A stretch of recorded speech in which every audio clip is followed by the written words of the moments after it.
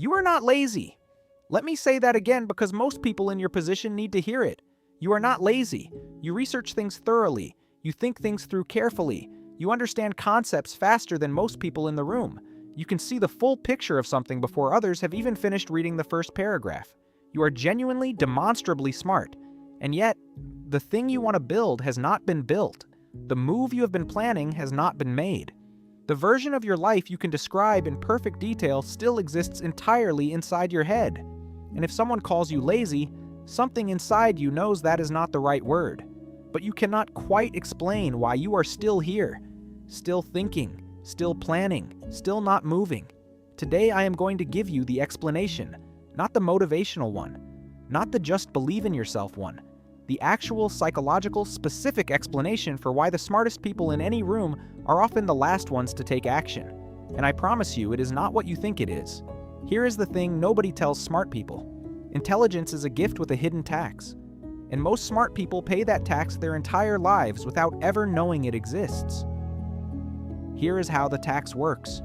When an average person looks at an opportunity, they see the surface, the broad strokes, the general shape of the idea, the obvious upside, the most obvious downside. And because they cannot see much further than that, the decision feels manageable. They move. Sometimes it works. Sometimes it does not. But they move. But when a smart person looks at the same opportunity, something completely different happens. Their brain does not stop at the surface. It goes deeper, faster, further than they even ask it to. They see the second-order consequences, the third-order consequences, the edge cases, the exceptions, the scenarios where everything goes right and still produces the wrong outcome, the ways the market could shift, the ways the timing could be wrong, the ways they could execute perfectly and still fail because of 12 variables outside their control. They see all of it, simultaneously, in detail, and it is completely paralyzing. Therefore, the smart person stands at the edge of the same opportunity the average person walked through easily and sees not a door but a minefield. Therefore, the analysis continues. Therefore, the plan gets more refined. Therefore, the preparation extends. Therefore, nothing moves. And the cruel irony is that the very intelligence that should be their greatest advantage becomes the thing that holds them in place longest. The intelligence tax. You pay it every time your brain shows you all the ways something can go wrong so clearly that moving forward feels irresponsible. Now here is where it gets uncomfortable, because the second thing I need to tell you is something smart people really do not want to hear. The plan you are waiting to finish will never be finished. Not because you are not smart enough to finish it, because your brain is too smart to let it feel finished. Here is what happens. You work on the plan. You refine it. You make it better. And then your brain, being the high-powered pattern recognition machine that it is, identifies a new gap, a new risk, a new variable that was not in the previous version. So you update the plan, make it better again, and then your brain finds another gap, and another, and another. Not because the plan is bad, because a smart brain in planning mode is specifically designed to find gaps. That is what intelligence does when it is pointed at a static plan. It finds problems. Forever. Therefore, waiting until the plan feels complete is the same as deciding never to start. There is a man named Ravi, 31 years old, one of the most analytically gifted people in his field. His colleagues regularly came to him with problems because he could see solutions they had missed entirely. Ravi had been developing a business plan for 2 years. Detailed, thorough, genuinely impressive.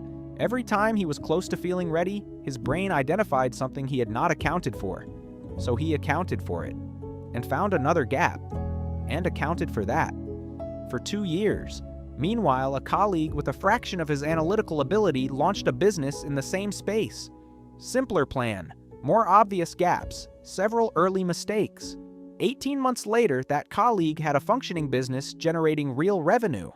Not because he was smarter than Ravi, because he was worse at seeing what could go wrong, and therefore had nothing stopping him from starting.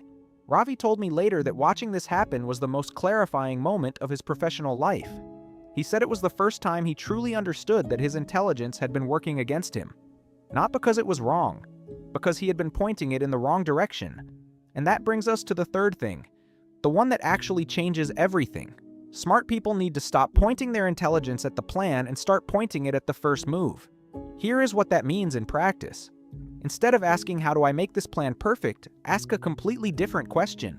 What is the smallest possible version of this that I could test in the real world in the next 30 days? Not the full vision, not the complete version. The smallest, most stripped back, most imperfect version that would give you real information from the real world. Because here is what smart people almost always miss. The real world contains information that no plan can replicate. No amount of research tells you what your first customer will actually say. No spreadsheet models what happens when reality meets your assumptions. No plan survives contact with the market entirely intact. Therefore, the most intelligent thing a smart person can do is stop trying to solve the market in their head and go get actual data from the actual world as fast as possible. Not by abandoning thinking, by pointing the thinking at action instead of preparation. Ravi eventually launched, not with the 2-year plan, with a 30-day version he built in 3 weeks. Rough, incomplete, several obvious gaps he was fully aware of, but it was in the world, and it started generating information his 2-year plan never could have. Within 6 months, he had more useful data about his market than 2 years of planning had produced. Not because he stopped being smart, because he finally aimed his intelligence at something real instead of something imagined. The plan did not get worse, it got sharper, because it was being fed by reality instead of theory. So here is what I want you to do after this video ends. Not a complete overhaul, not a dramatic leap. One question: what is the smallest version of what I want to build that I could put in front of one real person in the next 30 days? Not the full thing, the smallest real thing.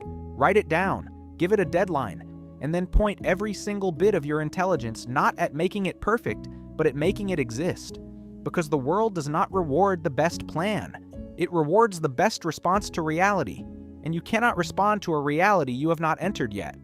If this finally gave words to something you have been feeling for a long time, subscribe right now.